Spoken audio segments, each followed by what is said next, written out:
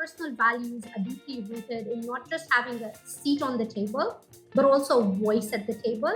And above all, ensuring that we're planting the right seeds so that long after I am gone, the change that I dream of, the change that people I represent dream of, can keep getting pushed forward, irrespective of whether or not I'm still here. Oh, that's such a beautiful way. I haven't quite heard that explained that way. This is Salam and Hello, where stories of joy and justice vibrate with the rhythm of Africa and the diaspora.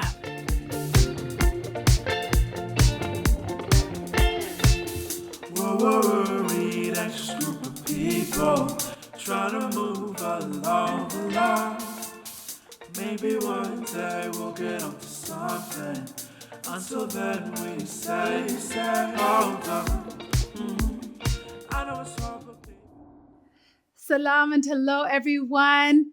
In case you forgot, my name is Lilly Bakala Piper, and it is really a joy to be back with you again, telling brand new stories in this year of our Lord 2025. We've missed you, and we're just so happy to be back. If you've been with us, you've been seeing that we are in a brand new, fantastic series in partnership with Australian High Commission Kenya, which is celebrating 60 years of partnership between Australia and Kenya. And so we have been delighted to work with them to bring you stories of connection, of community, of entrepreneurship, of science. We've just been hitting all the notes. And today in this conversation, I am just thrilled to introduce you to Hemanshi Galaiya. Hemanshi is a brilliant Kenyan bioengineer, social entrepreneur, and PhD candidate at the University of Queensland, all the way in, of course, Australia. And I've just learned today it's not Brisbane, but Brisbane, Australia. So she is joining us across the way, across the oceans to have this conversation today. Hemanshi's focus in her research is about harnessing the power of bioengineering to create environmental remediation, which we are going to ask her what exactly that means, but a really powerful concept. Hemanshi is a powerhouse. Speaking of power, she is a global change scholar, a Universitas 21 leader of the future, and a 2024 finalist for the Global Student Prize. Her research is tackling environmental challenges, and through her social enterprise, which she started a few years ago called Young Stripes, she's opening doors for the next generation of Kenyan scientists. So much so that her social enterprise has won several awards, including the UQ Venture Startup of the Year Award. What an outstanding recognition. Hamanshi's story is so much more than just a science story. It's about resilience, it's about community, it's about building inclusive spaces, both at the table of conversations like today, but also in the lab and the places where her research and her interests are growing. So, all the way from Brisbane, Australia, please give a warm welcome to Hemanshi Galaiya.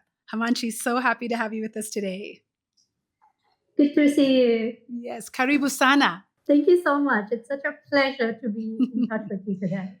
Karibu sana sana. We're so happy to have you home for a little bit.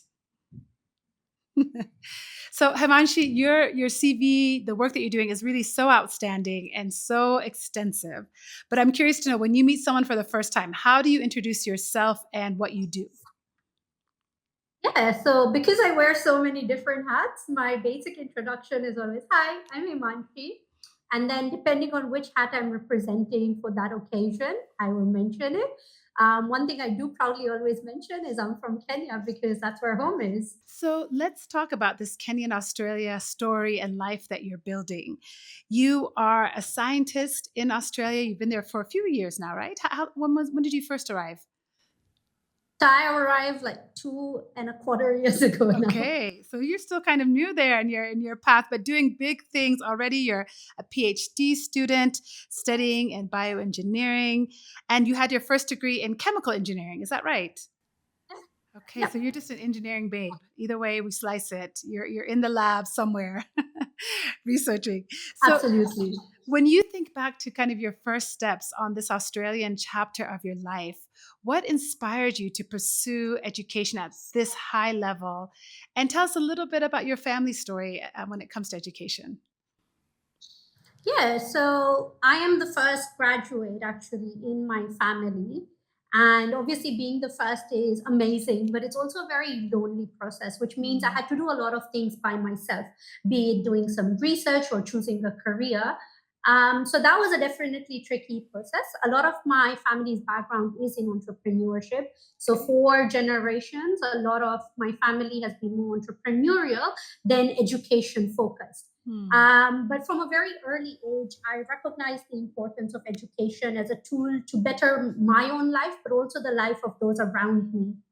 And that's why I always sought for opportunities to learn beyond the classroom. So, what I proudly call myself is a nerd on all fronts. So, my drive actually would mostly come from within. I sincerely believe that if you have to do a job, you have to do it right. So, I was a very dedicated student, a very inquisitive, the kind of student that, that you'd ask teachers questions and then they'd be fed up of you and go like, I'll come back to you like 2 days later. And you're staying after class, that But kind of student, huh? absolutely. I was that annoying student who loved being in school, but not just for the studies, but the sports, the Yeah. extracurriculars, literally everything. Hmm. So I could study nonstop and I could learn from everybody and everywhere, actually. So it wasn't limited to books. I thought of the whole experience of life as a way to educate myself. I love that. I think you might be the first person we've ever had on the show who's a self-identified nerd. So I love that. I love that you've just embraced who you are. I think more and more young people just need to hear that there's such power and beauty and amazing, kind of quality of just being who you are, fully embracing that part of you. Absolutely. Tell us just in brief your not your life story, but your journey from Kenya and into your higher education path. Yeah. So this is where you discover how quirky my behavior is and how crazy I am as a human. So, yeah, very quickly, if I can, I always wanted to study in China initially. This is in my high school times. I was learning Mandarin at the Nairobi University as well for a bit. And then my mom said, "You're vegetarian, you'll probably starve." And I believed her. And then I went like, okay, let's do the SATs then. And I did the SATs. I got a really good score on the SATs. And then I met some people from the UK who were doing at a UK universities fair where they told me about this scholarship. As a person who comes from a single parent household where finances were always limited, for me scholarship was yes, that's it, bingo, done. I wasn't the happiest person doing chemical engineering, and that's nothing to say about the degree, but what I was expecting out of it and how I approached it. In my fourth year, however, I really loved such project was in bioengineering, and I really, really loved that. And I had an offer to continue on after my undergrad into a PhD in that same research group. But here's the quirky part. When I was in the UK, I very quickly discovered I love sunshine. And I say need that again. sunshine to Wait, be happy. Himanshi, say that again. You loved, what was it? I love sunshine. I'm Sunshine. from Okay. Kenya, and I Yes, got need you. sunshine. Okay. Yeah, I need sunshine to be happy. I was severely depressed in my 4 years in the UK. It was an amazing place. I owe the UK a lot of what I became as a person and what I achieved. But I also was incredibly depressed because of the weather, and nothing else but the weather drove me away from there. And I came back to Kenya. It was supposed to be a gap year. Pandemic happened. I rolled out Young Strides. And then my boyfriend, Aman, he encouraged me to start rethinking about my PhD dream. And my first Google search was cities with 300 days of sunshine. Okay. And then my second Google search was in these cities, which unis are great for bioengineering. That's how I ended up in Brisbane. It's quirky, but I think it's the best decision I made in my life after my partner. I have to say that. That's beautiful. That's beautiful. So just a Nairobi girl grows up, gets a scholarship to the UK, comes home, finds a new path and a new chapter across the oceans in Australia. Absolutely. A chaotic Nairobi girl.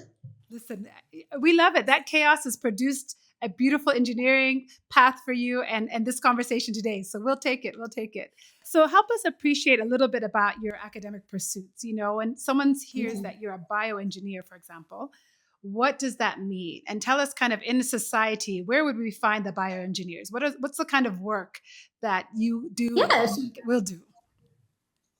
Yeah, bioengineering is a rather broad subject and it has many different specializations. I was always fascinated with genetic engineering as a child. Okay. So that's just one element of bioengineering. I was that kid who wanted to, mix mouse DNA with like lion DNA. And, the Oh, world was my okay. oyster. And I had this dream of creating this weird creature. So that was very exciting to me. And bioengineering is a relatively new discipline, but in terms of application, it has had a lot of different applications for as long as humans know. So the simplest bioengineering application would be making bread, making alcohol, the oldest Ah, scale of okay. That I science. understand. But That I understand. yeah, but the new ones you would think of were something like the Human Genome Project that has so much application in medicines, the discovery of antibiotics, medical imaging, Hmm. implants.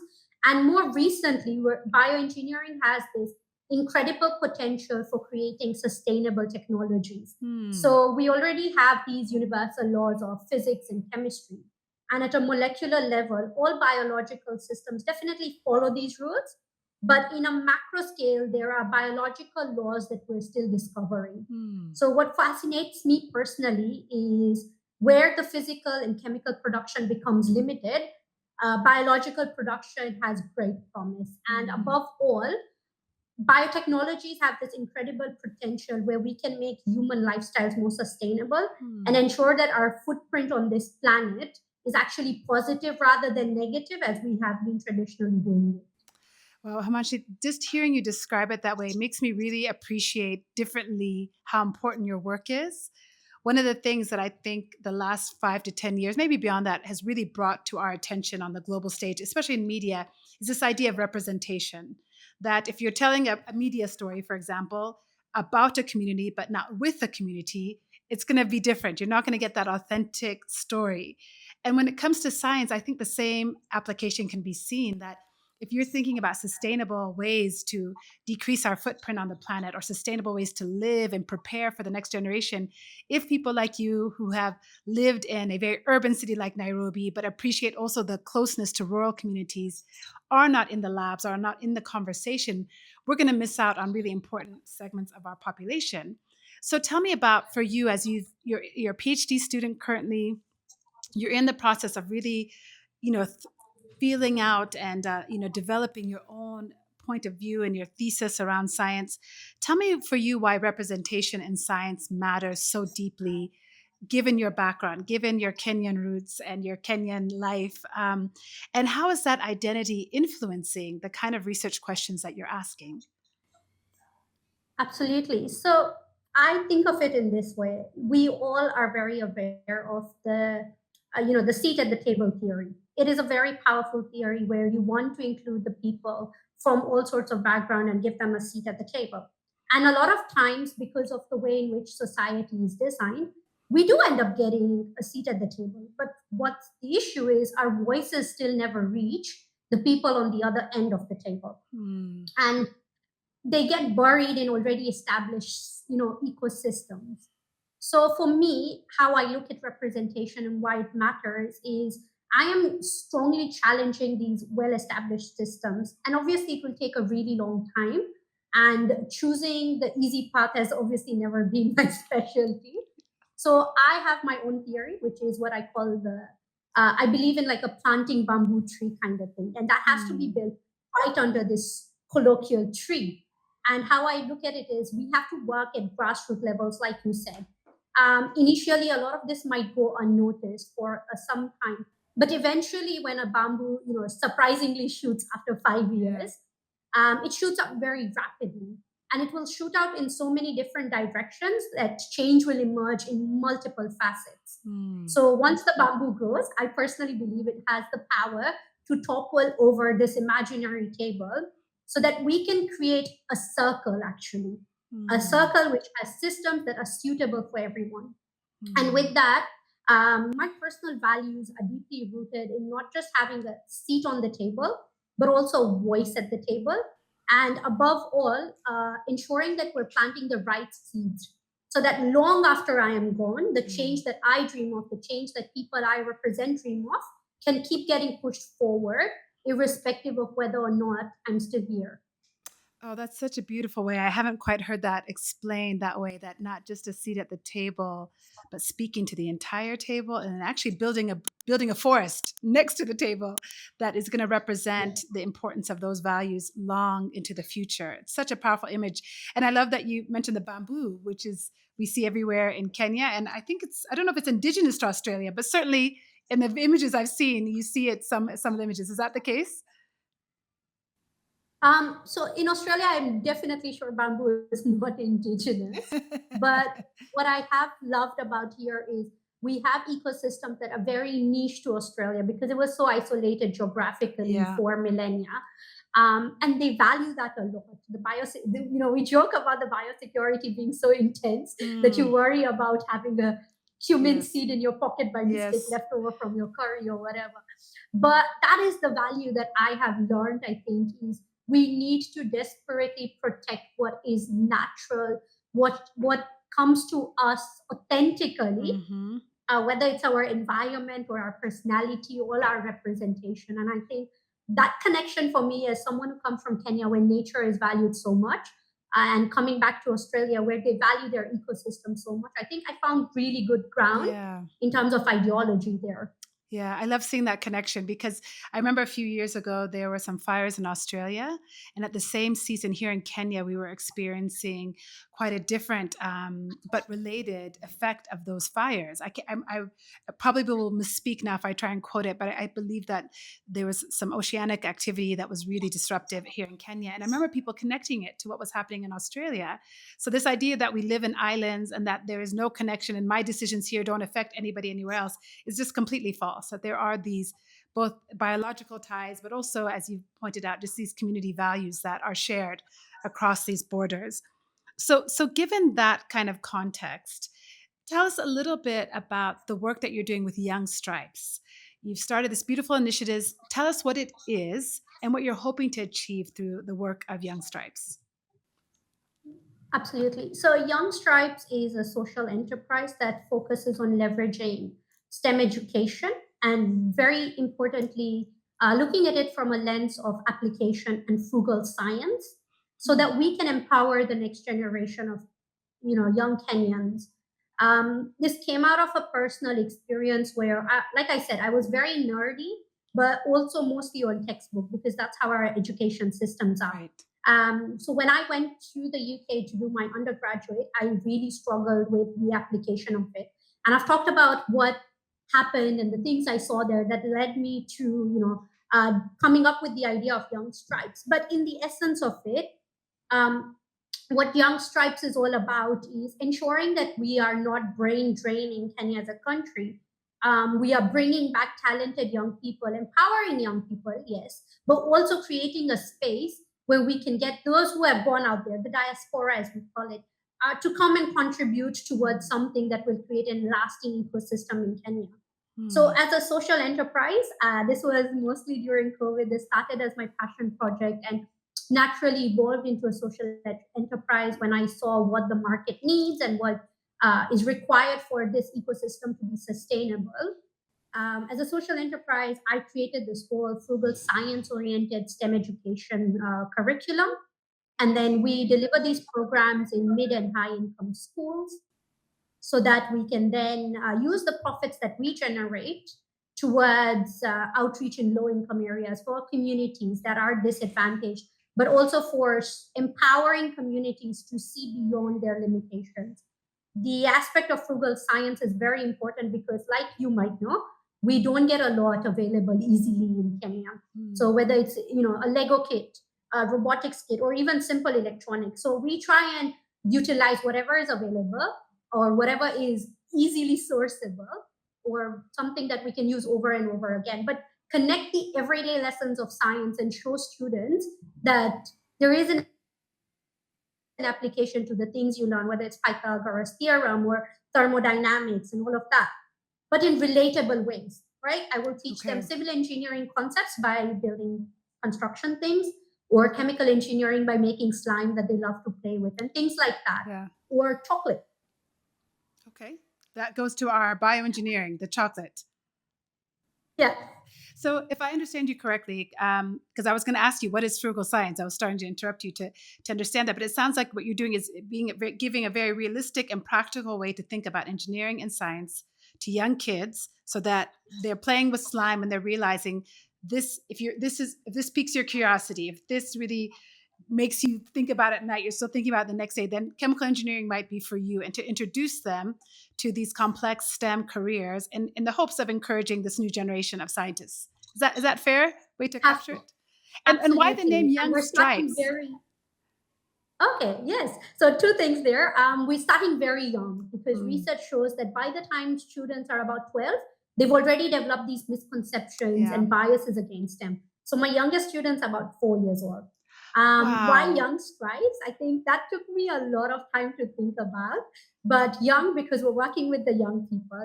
And stripes essentially is to represent the layers of skills, talents, and experiences we want to help imprint on these young people as they go through our programs. Yeah, great. Oh, I love that. I love that. Well, congratulations. You've been recognized for that work, and I am assuming the UQ is the University of Queensland Ventures Startup of the Yes. Year. So just outstanding. Congratulations on that. Thank Even you. as your work is being recognized, you're still building, you're still developing. So when you think about scaling social impact, what's the advice that you would give maybe to others who are thinking about doing the same or who are currently starting something of their own? Yeah, so I would actually give them three very crucial pieces of advice there. And first of all, something that I learned, especially once I moved to university and participated in all these entrepreneurship incubations here, was we as Kenyans or as nerdy people or people who really like to have perfection, we always keep designing until it's perfect. What I learned is perfection doesn't exist. So if you have a passion and if you have a drive, you need to start somewhere. You just start and then you will build on it. There's always Yes. prototype, MVP, then version one, two, three, right? But if Yes. you keep trying to perfect something, that will never execute. So start somewhere would be my first thing. The other thing that I learned on this journey was to be very unashamed, be very confident in your skin. Mm. Gate crash events. You can't believe the amount of Oh, I events love I've gate that. crashed. Write those cold emails. Be polite, but also unabashed about asking and reaching out to people. Ask about grants. Ask about people to mentor you. I always believe that when you ask, you should always have more than when you started. Hmm. So even if it's a no, there is a lesson in it. And the last thing that I think about when we look at scalability is when you start any business, especially if you're bootstrapping it, funds are always tricky. So that Hmm. means you're the CEO, but you're also the cleaner, you're also the accountant, Yes. you're also going to do the teaching and everything in there, right? You're HR, you're everything. Yep. Um, you might not be perfect again at those roles, but you should know your business inside out and have enough knowledge so that nobody can take you for a ride. And once you scale up, you need to have the ability to have structures in place so that you can delegate these tasks, because otherwise you will micromanage for the rest of your life. So have these systems for sure as you build all along. So that's very easy to replicate. Here is a document on how our recruitment policy is. Here's a Yes. document on how we teach. Stuff like that is very important. We don't think about it initially, but that is where the long game is. I love that's so helpful to have concrete advice. So many people do something, build something, and they're not really sure how they get there and they don't reflect, but it's clear that you've really reflected on how you've gotten where you are and what's worked. And so thank you for sharing that. I think that's so valuable to have such clear advice. Let's take it back to the lab a little bit. Excuse me. One of the things that you were saying earlier that I really appreciated was this idea of that table, speaking to the entire table, not just being there, but engaging with everybody on the other end, which really to me just says that we need to build inclusive places where people feel welcome, that we're actively making sure we're engaging with people. So when we think about those science ecosystems a bit more, I'd love to hear your thoughts that you would say to universities, funders, policymakers in Australia and in Kenya about how they truly built those welcoming tables and labs for STEM and STEM educators or researchers. Yeah, so I think we also one message that I would say broadly is we need to stop looking at inclusion as a buzzword. That would be a great starting place. Like you said, it goes back to the bamboo shoot theory. If we truly want to be inclusive, we need to provide equity before equality. And this is my personal belief. This is what I have observed in the years that I've worked in across the world. We need to meet people where they are and support them based on their needs. So whether it's universities, funders, or policymakers, they all talk about being impartial. But I strongly believe that before we can be impartial, we also need to have affirmative action. So, as an example, you can't heal a heart attack in the same way using the same bandage as a paper cut. So we need to have these affirmative actions that address historical, economical, cultural, and even educational disequalities, discriminations that people around the world face before we start to now tell them that we will view your abilities in the same level playing field Yeah. in a competitive scenario. Yeah. And I think that's where science really needs to, go up. Is scientists from Kenya would be very different in terms of the access they had to one in Australia, to one in US, and we need to recognize how to empower them to meet their best potential. Absolutely. I appreciate you kind of pointing out the fact that it's sometimes just the access to resources that is the difference. The talent is universal, but opportunities and access often vary. So when you've been in classrooms in both Kenya, you've been in classrooms in Australia, you've been in classrooms in the UK, but if we just hone it down to Kenya and Australia, I'd love to hear from you, what your Kenyan education taught you that you carried into your Australian educational opportunities now, and what you're learning in Australia that you think you'll probably bring back to Kenya and share with your peers here. Yeah, I think you've said it very beautifully. My life motto is to gather knowledge from everywhere and apply it in wherever it's missing. I And love that's it. what drove me to create Young Stripes as well, is what I saw out there. And then I wanted to bring it back to Kenya. In terms of what my Kenyan education system taught me was, it was definitely very, teacher driven. It was very theory oriented, but what came out of it is, and I think a lot of young people who've gone through this sort of an educational system, there is obviously a lot of disadvantages to it, but there's the advantage of you have great grit. You really know your stuff inside out, even if it's just on paper. So the work ethic that comes out of it is incredible. Importantly, you discover what works best for you. So some people learn by reading. I learned by writing. Some people learn by hearing themselves talk. So when your education system is really intense, you discover what works for you, what doesn't work for you. On the Australian side, what I have noticed is the good of it is, especially as I work in many different roles where I engage with young students all the way from primary, high school, university, is while they are obviously they have a great education system and a great curriculum, a bigger focus is on application. Like I said, this is something I would love to bring back to Kenya. But a bigger other thing is it's a lot of student led in terms of the teaching pedagogies. They're not teacher centric, but they're student centric. And there's a big emphasis on developing soft skills. And I think that one piece for me has always been something I've wanted to bring back to Kenya. I have been fortunate that I'm an extrovert with this amazing personality where I can talk to anybody, I can present on the fly, I can, do all these extroverted characteristics and leadership skills that came to me from my diverse life experience. But not every child has that opportunity or that personality. So I think it's important to take back these lessons of how do we cultivate soft skills, professional skills from an early age for young people so that we can make them competitive on a global landscape. Absolutely. Listen, when you get back to Nairobi, even now, please tell me how I can support, because I'm also one of those extroverted kids who loved school. And you're so right. That soft skill can be taught, actually. Sometimes culture can interfere with that, but it can be taught, it can be learned, it can be acquired. Are you able to kind of bring that into your Young Stripes model as well? Yes. So right now we're obviously doing mostly STEM coding Sure. and that sort, but my next step in the planning is actually a Great. leadership program.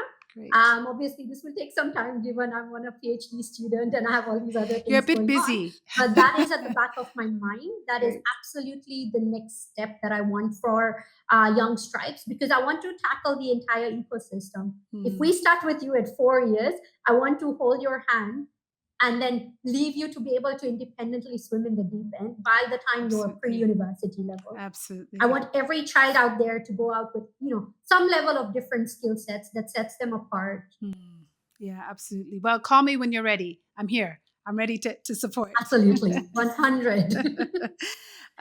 You've kind of touched on some of the academic exchange that you pursued or had the opportunity between Kenya and Australia, and I'd also just be curious, culturally, what differences have you noticed in how Kenya, Australia approaches innovation, learning, community? What's something that maybe you're bringing back from Kenya to Australia every time you go back, or from Australia that you're like teaching your Kenyan friends about when it comes to culture or connection? Yeah. So I think, when we get into that sort of conversation, often a lot of people will go around the classic thing of global East versus global West story. Right. One thing that I personally resonated a lot when I moved to Australia is this thing where we do a kind of appreciation and acknowledgement of country. That's what they call it, an acknowledgement of country, where they recognize that before anybody else came to this land, there were people native to this land to whom it belonged, to whom it was a sacred place. And I think that is something that's culturally very important for me, because as I grew up in Kenya, we were all given this imagination of how amazing the Western world is and Western culture is. And somewhere along the line, we forgot to appreciate our roots. So obviously, I cannot speak for everyone in Kenya because my roots originate in India, but I feel a special place for Kenya and the different tribes that we have, the different connections these tribes have to their home spaces. So culturally, I think there's a lot we can learn from each other. I love how we still celebrate our Kenyan cultures. I love how we're loud and proud about who we are and what our cultures stand for, and the colors, and the general liveliness of it, which I think in Australia, I think they're really working on giving that appreciation back to the indigenous communities as a country, as a whole culture. But what I saw here as well is it's very multicultural. If you know Kenya, we all live in like tiny bubbles. There's areas where certain groups of people live. There's areas where affluent people live, where low socioeconomic people live. And sometimes we don't overlap very easily. And the diversity, even though Kenya is getting much, much better, especially in metropolitan countries, I think here I really appreciate the diversity a lot more, which means I'm talking to people who have had, someone who's been a 60-year-old who has lived through wars. I'm talking to 5-year-olds who are now in this generation of AI and who are already coding. It's people from all walks of life that I encounter, and that really has shaped my perception on life. It has taught me to unlearn a lot of things, like unlearn the biases I had, unlearn the mechanisms that previously worked but no longer do. So I think there's a lot to appreciate on either side of the world. And cohesion is the way, like you said. What do we learn from each other? What do we apply? And this only happens from dialogue. Yeah. Well, and we're wrapping up, and I don't want to keep you forever, but I like how you said about how we mitigate some of these differences or misunderstandings or gaps and just awareness is through dialogue. And I'd love to just hear, from your perspective, a conversation, a moment where you realized, you are creating that synergy, that you're creating those connections. Because I imagine, even just with your name, right, Hemanshi, when you come into the room, that might be different for someone. Was there a moment for you where all your identities, your science background, your global exposure started to really, crystallize for you as, the way that you're moving through the world was different, unique, and important? Yeah, I think there was definitely a moment, and this could be sometime last year, around a few months around this time. I was actually applying, like I said earlier, for the global change. for the Global Scholars Prize. I'm just messing this up totally. Don't worry, you're good. You're good. So yeah, this definitely happened sometime around last year while I was applying for the Global Student Prize. And it's a very rigorous application that talks about your entire life story. You tell them about everything about you basically. And that gave me that moment to breathe and introspect.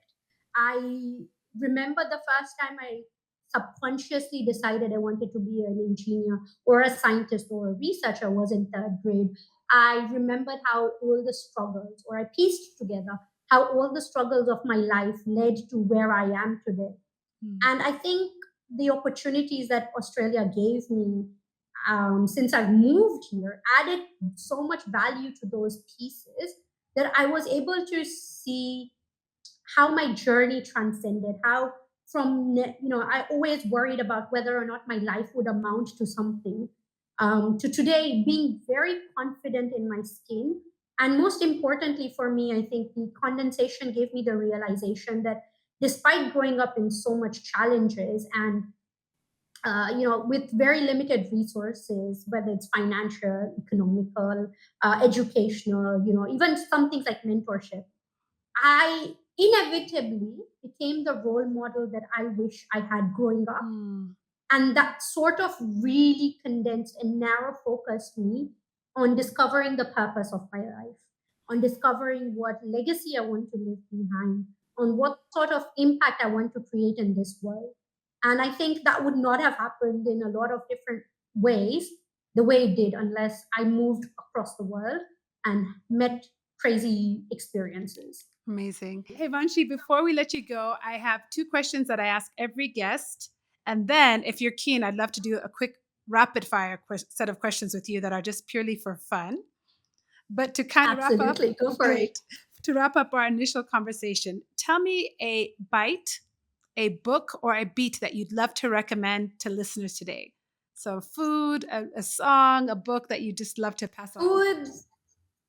Food's always easy. I'm a very big sweet tooth. So any chocolate, anytime, anywhere, done. Fantastic. Something that I'm reading recently that's been really amazing is Sapiens. So that's by Yuval Noah Harari. And that's very interesting to me because I collect quotes from books and I write a book of my own where it's got all the quotes of whatever I like from books that I read. And I go back to them when I want to declutter my brain or want advice. Oh, I love that. So that has been a really good book. I've collected a lot of quotes out of it. Fantastic. Oh, I love that. I'm going to start doing that, writing the quotes out of books, because I will underline in books, but I don't then take that and write it down somewhere else so I can refer to it more easily. So I would absolutely whack you if you wrote in my book. Okay. Notes taken. Noted. That's a future teacher in you, I think, that has that instinct.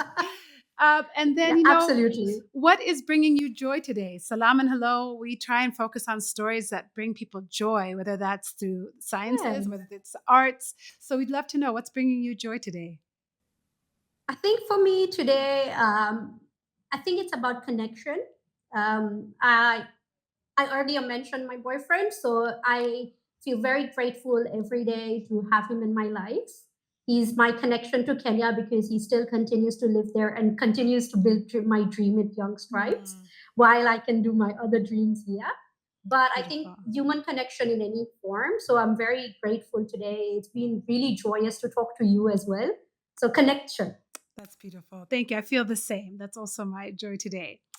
All right. Are you ready for some rapid fire random questions? Bring it. All right. Fantastic. First, your go-to study snack. Popcorn. Go-to snack ever. Popcorn. Same. Tubs of it. Hemanshi, we can hang out. I'm feeling some more connection. Okay. Something that's always in your bag. Vaseline, because I'm Kenyan. And a first aid kit because I'm clumsy. Love it. Okay. First place you would take somebody who's visiting Brisbane. South Bank. I love South Bank. That's actually my weekly retreat spot. It's got this artificial beach there and the most amazing view of Brisbane. Ah, fantastic. Okay. One word that describes your life right now. One word. Ooh. This is a really tough one because, like you've seen, I talk a lot, so getting concise. Um, Discovery. Beautiful. You're such a scientist. I love it. Okay. Your favorite street food in Nairobi. Oh, makai for sure. Roasted makai with lemon chili. You know, I'm so embarrassed to ask you what's makai. Corn, Corn. maize. Okay. The Corn. white maize, not sweet corn. The Yes, yes, white yes. corn Got you. maize. You know, I'm Ethiopian, so we also love roasted corn, but we don't do it with the lime and chili. So I have to try it that way. Yeah, absolutely. I have a guy on every street around my house who I dedicatedly go to. I love it. I love it. So your popcorn theme is both the root and the fruit here. You're a corn girl. Oh my God, yes, yes. And I make an amazing corn soup as well when I'm unwell. Ooh, So it's a whole okay. thing. I love it. I love it. Okay.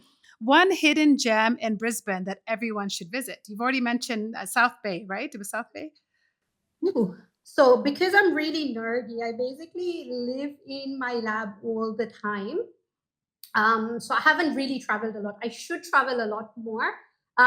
Hidden gem would be, at least for me, because I'm such a sweet tooth, is there is a frozen yogurt place in the city Okay. center. And I think that's a really, really nice hidden gem. It's quite cozy, quite corner. Okay. And I think it's called Yochi, if I'm allowed to advertise for them. I'm such a Why not? loyalist there. That's my hidden gem for sure. Like food is where I thrive. Good. Okay. There's definitely a strong food theme in this conversation. Yes. Okay. Last thing you did in Nairobi when you were home, like the last thing before you got on the plane back to Australia. Oh, I just spent time with my boyfriend pretty much. That's mostly what I did, and I tried to wait outside the airport as long as I could before I had to get in. Yeah. JK can be such a beautiful, like it's either so sad or so joyous. Like you see the range of emotions Yes, when you're at the airport. I think every airport. True, Yeah. true. Okay. So now you have to make a choice in this next question. Matatu music Okay. or Brisbane cafe playlists? What's your vibe? Cafe playlist. I'm not a loud music person. Okay, fair. If you weren't in science, what would you be doing? Education. I love working with kids and shaping young minds Beautiful. and entrepreneurship because Fantastic. that's in my DNA. Yeah, love it. Last two questions, really quickly. It's a rainy day in Nairobi and you have nothing on your calendar. Where are we going to find you? At home in my PJs, drinking coffee, eating popcorn, watching TV. I love it. The relaxed, non-chaotic Hemanshi is chilling. Yeah, Chilling. Okay. absolutely. Harry Potter all the way. Ah, love it. We're Potter fans too. Okay. It's a warm, sunny day in Brisbane, but you have back-to-back class or labs, but it's warm and sunny. Where will we find you? I mean, most definitely in the lab, but we have an amazing lake right on campus. So whenever I need a mental health break, I just take a walk, go to the lakes. That's my go-to spot on campus. And if it's sunny, a picnic there or just a brisk walk, amazing. I love it. Close to water is always soothing. Absolutely. And then lastly, it's if you had a perfect mashup where you could bring together something from Kenya and something from Australia for that perfect blend of these two places you've called home, what would it be? Ooh, that's a tough one. What I bring from Australia would be bus stops and then matatus. I would combine dedicated bus stops with chaotic matatus and then just sit back and see the chaos unleashed. I feel like we're going to get there in Nairobi before soon. It's going to come to a day where we have these awesome Absolutely. bus stops, but the vibe will be Yeah. there as well. Well, hey, Manshi, Yeah, it's and been I would also maybe good. bring Marmite or Really? Vegemite. I always get confused what they call it here because it's different in the UK. They're both very acquired taste, but Marmite and maybe prank people by making them eat that with ugali. They'll hate me, but I think it's worth the risk. This is, again, another first. Marmite with ugali. Guy, I don't know about this one. Yeah. I might be killed Well, listen, we'll from put it both out on the sides. socials. We'll see what people say. But now your secret's out. So we'll see. We'll see what the people say. Hey, Manchi, it's been such a delight to talk to you. You know, bioengineering is hard. Chemical engineering is hard. But just talking to you, I feel such joy in your expression of the work that you do and the value you're finding in it and the way you're extending that work into the world, whether you're in Australia or in Kenya. So this has been such a delight. Thank you for being on Salam and Hello. Great. Thank you so much for having me. And I'm really, really glad that, you've given me another platform to amplify all the amazing things that I would want every young person to hear. That's beautiful. Thank you so, so much. And listeners, thank you for joining us. We've missed being with you, but so glad to be back bringing you stories. And we have great appreciation for the Australian High Commission Kenya for partnering with us on this wonderful series to celebrate these connections between Kenya and Australia and really the rest of the world. So stay tuned. There are more episodes coming forward. And until we meet again, be well, be at peace. See you soon. Thank you. Trying to move along. Maybe one day we'll get onto something. Until then we say, hold on. I know it's hard, but baby, you just got to hold on. I know it's hard, but baby.